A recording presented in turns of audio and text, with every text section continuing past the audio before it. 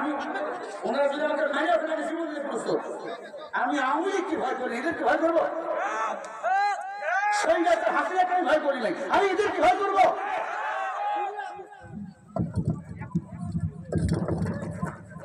কি করবে আসো, কি করবে আসো, কি করবে আসো, আপনি আসেন না,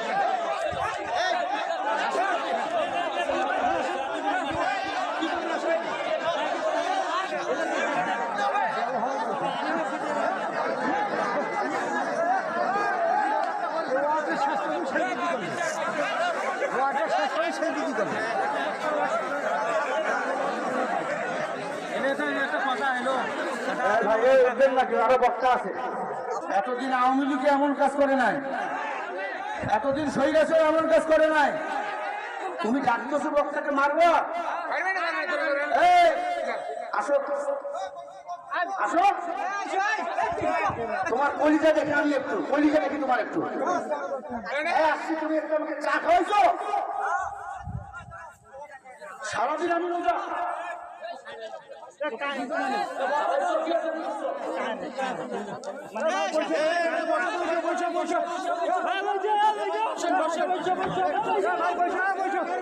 কেউ কেউ বলছে এটা মেজর ডালিম না, তোমার খালু ওইটা। কয় মেজর ডালিম কবে মারা গেছে? না না, আল্লাহর বান্দা মেজর ডালিম এখনো বেঁচে আছে, বড় ভালো ভালো কথা বলেছে। কয় আমার বাংলাদেশে মুজিবুর রহমানকে জাতির পিতাও বানা হয়েছে, আমি মানি জাতির পিতা একজন ইব্রাহিম খলিলুল্লাহ। একটু বলেন মুসলমানের জাতির পিতার নাম কি? সবাই বলেন মিল্লাত আবিকুম ইব্রাহিম হুয়া সাম্মাকুমুল মুসলিমিন। আল্লাহু আকবার। ও মুসলমান ইমানদার, এটা দিয়ে আবার সেই চক্রান্ত শুরু হয়ে গেছে। এটা মেজর ডালিম না, কে তোমার খালু হয়, তোমার আব্বা হয়। আরে বেটা, ইনি হচ্ছিলেন বাংলাদেশের প্রধান স্বাধীনতার ঘোষক। শহীদ জিয়ার পরে বাংলাদেশে যারা সম্মান ছিল, বঙ্গবন্ধু স্বাধীনতা চান নাই, এই বাংলাদেশটাকে তিনি বিক্রি করতে চেয়েছিল ভারতের কাছে। কথা বলেন না কেন? আল্লাহর বান্দা 1.5 ঘন্টার বয়ানে এত সুন্দর সুন্দর তথ্য দিয়েছেন। আমরা তো দিন জানতাম 30 লক্ষ মানুষ শহীদ হয়েছে, আসলে 30 লক্ষ না, 3 লক্ষ।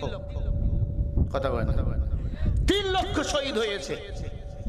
আমার ভাইয়েরা, আমি যে কথা আপনাদেরকে বুঝাতে চাই, দেশপ্রেম হলো ইমানের অঙ্গ।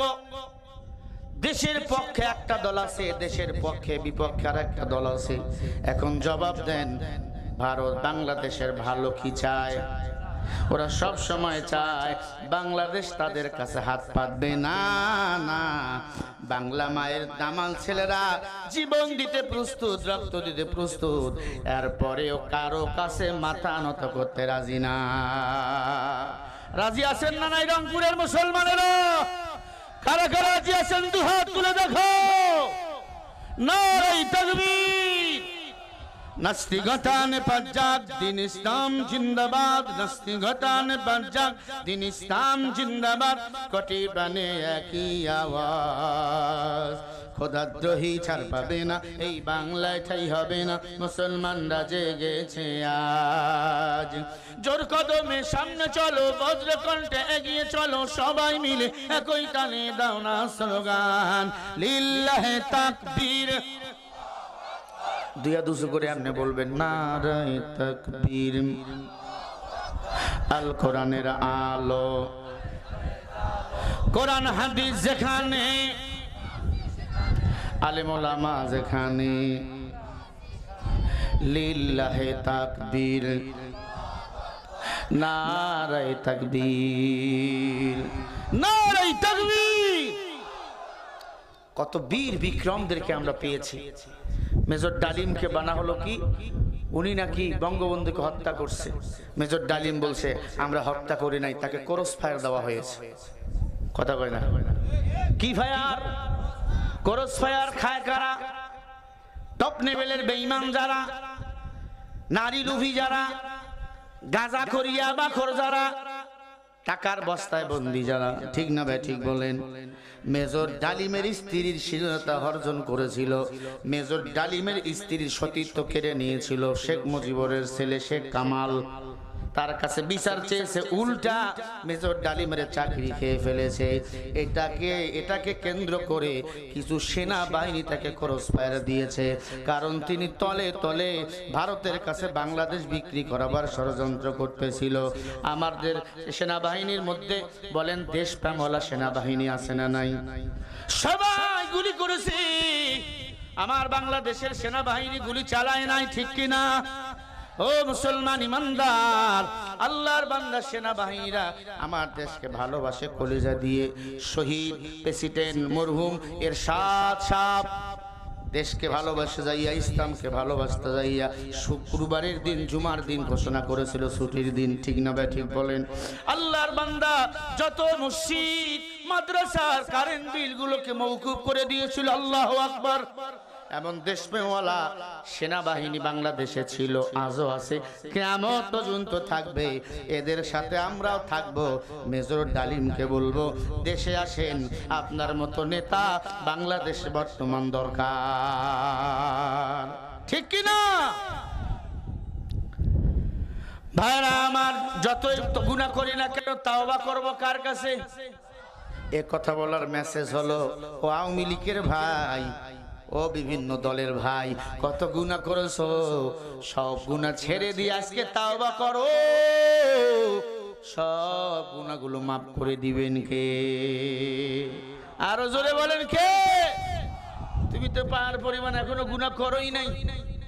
তাওবা করে ফিরে আসো, নামাজ পড়ো, তাসবিহ হাতে নিয়ে টিপো, পারলে হজ করে আসো, আল্লাহকে ডাকো। এমন নিয়াত করবো, আল্লাহ জীবন দিমু, দুনিয়ার কোনো দল আর করবো না, যতদিন বাঁচবো নামাজ রোজা করব, কোরআনের দল পারলে করব, তাহলেই তুমি এই দুনিয়াতে ভালো একটা কাজ করে চলে যেতে পারো।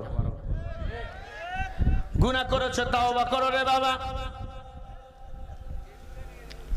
উমরের দরবারে যুবক বলে, আমিরুল মুমিনিন, আমি এমন পাপ করেছি, এই পাপের কথা মনে হলে আমার বড় ভয় লাগে। ভয় মনে আসেনি? উমর বলে, বলবো না, কারণ কথার আগে আপনার তরবারি চলে। আল্লাহু আকবার বলেন। হযরত উমর বলে, চলো তাহলে রহমাতুল লিল আলামিনের দরবারে চলো। আমার নবীর দরবারে নিয়ে গেল। যুবক আমার নবীর দরবারে গিয়া নবীকে সালাম দিল। সালাম, চোখের পানি ছেড়ে বলে, পয়গম্বর, আমি একটা গুনাহগার পাপিষ্ঠ যুবক, আমি এমন পাপ করেছি, এই পাপের কথা শুনলে আপনি আমাকে তাড়াইয়া দিবেন। ও মায়ার নবী গো, এই পাপের কথা কাউকে বলতে পারি না, আপনাকে বললাম, কারণ আমার এলাকায় একটা কবরস্থান আছে, ওই কবরস্থানে যত মানুষকে দাফন করা হয়, আমি সব মরা মানুষের কাপনের কাপড় চুরি করে বাজারে বিক্রি করি। এক কথা, আমি হলাম কাপন চোরা। পয়গম্বর, একটা মানুষের মরণের পর প্রধান সম্পদ হলো 3 টুকরা, পুরুষের জন্য 3 টুকরা কাপড়, মহিলাদের জন্য কয় টুকরা কাপড়? 5টা। পুরুষদের জন্য কয়টা? 3টা। নবী গো, সে কাপনের কাপড়, নারী হোক পুরুষ হোক, আমি চুরি করে বাজারে বিক্রি করি। আল্লাহর পয়গম্বর, এই পাপকে আল্লাহ কখনো ক্ষমা করবে? নবী বলে, যুবক বলো, আর কিছু কি করেছো? বলে, হ্যাঁ, মদিনার একটা সুন্দরী মেয়ে, 20 বছরের যুবতী, বিয়ে পর্যন্ত হয় না, হঠাৎ করে আল্লাহর বান্দির মরণ হয়ে গেছে। আল্লাহর বান্দির লাশটা কবরের মধ্যে আপনজনরা দাফন করে আসলে, আরে পয়গম্বর, আমি সেই কবরের মধ্যে খনন করে ঢুকে যাই, আমি তার মুখটা, কাপনের কাপড় সরাই, মুখটা দেখি এত সুন্দর, আমি কাপনের কাপড় খুলে একবারে ব্যাগের মধ্যে নিয়ে নিলাম। আমি কাপনের কাপড় খুলে তার লাশের নগ্ন শরীরের মধ্যে তাকাইলাম, আমার লোভ হয়ে গেল, লাশের সাথে আমি জিনা করা শুরু করে দিলাম। জোরে বলেন নাউজুবিল্লাহ। এ পয়গম্বর, আমি লাশের সাথে যখন জিনা করা শুরু করে দিলাম, আল্লাহর নবী গো, ওই লাশের রুহটা আমার কানের কাছে এসে বলে, রে যুবক তুমি কি করো, তোমার কি মরণের ভয় নাই? এ যুবক তুমি কি মরবা না? কুল্লু নাফসিন যায়িকাতুল মাউত, প্রত্যেকটা প্রাণীকে মৃত্যুর স্বাদ গ্রহণ করতেই হবে রে যুবক। এ যুবক তুমি কি মরবা না? এ যুবক তোমার কি মরণের ভয় নাই? যুবক রে শুনিয়া রাখ, এই কবরে সবাইকে আসতে হবে একা একা, এই কবরে কেউ সঙ্গে নিয়ে আসবে না। এরে যুবক তুই কি করলি? আমাকে জেনা করে নাপাক বানিয়ে ফেললি। সারি সারি এই কবরস্থানে কবর, এই কবরের মধ্যে আমি একাই নাপাক। এই নাপাক হালতে আল্লাহর দরবারে আমি কেমনে দাঁড়াবো? এ যুবক তুমি কি করলি? আল্লাহর আদালতে আমি কোন মুখ নিয়ে দাঁড়াবো? আর তুমিও কোন মুখ নিয়ে আল্লাহর দরবারে দাঁড়াইবা? যুবক এই কথা বলার পর কান্নায় ভেঙে পড়লেন। নবীজির দাড়ি মোবারক চোখের পানি দিয়ে ভিজে গেল। নবীজির চোখ থেকে পানিগুলো মুক্তার দানার মতো পড়তেছে। আল্লাহ নবী ডাক দিয়ে বলে, রে যুবক আমি নবীর দরবার ছাড়, এখান থেকে ভেগে যা। তোর মতো কপাল পোড়াকে আমি রহমাতুল লিল আলামিন দেখতে চাই না। এরে আল্লাহর বান্দা, আল্লাহর নবী চোখের পানি ছেড়ে বলে, দূর হ দূর হ, তোর মতো কপাল পোড়াকে আমি দেখতে চাই না। যুবক কান্নায় ভেঙে পড়লেন, পাগলের মতো হয়ে গেলেন। একটা দৌড় দিয়া জঙ্গলার দিকে চলে গেলেন। যায় নামাজ বিছাইয়া আল্লাহর কাছে কাঁদে আর ডাক দিয়ে বলে, আল্লাহ তুমি ছাড়া কেউ নাই। আয় আল্লাহ নবীর দরবারে গেলাম, নবীজি আমারে তাড়াইয়া দিল। আল্লাহ গো মেহেরবানি করে তুমি আমাকে ক্ষমা করে দাও, ক্ষমা করে দাও। আল্লাহর বান্দা তাওবার মধ্যে যখন ভেঙ্গে পড়লেন, নামাজ পড়ে আর কাঁদে, ক্ষমা চায় কার কাছে বলেন? আরো জোরে বলেন। কি গুনাহ করেছে উনি? কার সাথে? লাশের সাথে জিনা করেছেন। আল্লাহ তাআলা সাথে সাথে আয়াত নাযিল করেন সূরা ফুরকানের ৭০ নম্বর আয়াত। যে আয়াত আমি খুতবায় পড়েছি, ইল্লা মান তাবা ওয়া আমানা ওয়া আমিলা আমালান সালিহা ফাউলাইকা ইউবাদদিলুল্লাহু সাইয়্যাতিহিম হাসানা ওয়া কানাল্লাহু গফুরুর রহিমা। আল্লাহু আকবার, জোরে বলো। ও মুসলমান ইমানদার, আল্লাহ বলে যারা গুনাহ করাবার পরে তাওবা করে এবং নেক আমল করে, আমি আল্লাহর কাছে ক্ষমা চাই, আমি আল্লাহ তার পিছনের গুনাহগুলোকে নেক বানিয়ে দিই। এই বোঝে নাই, বোঝে নাই, বোঝে নাই।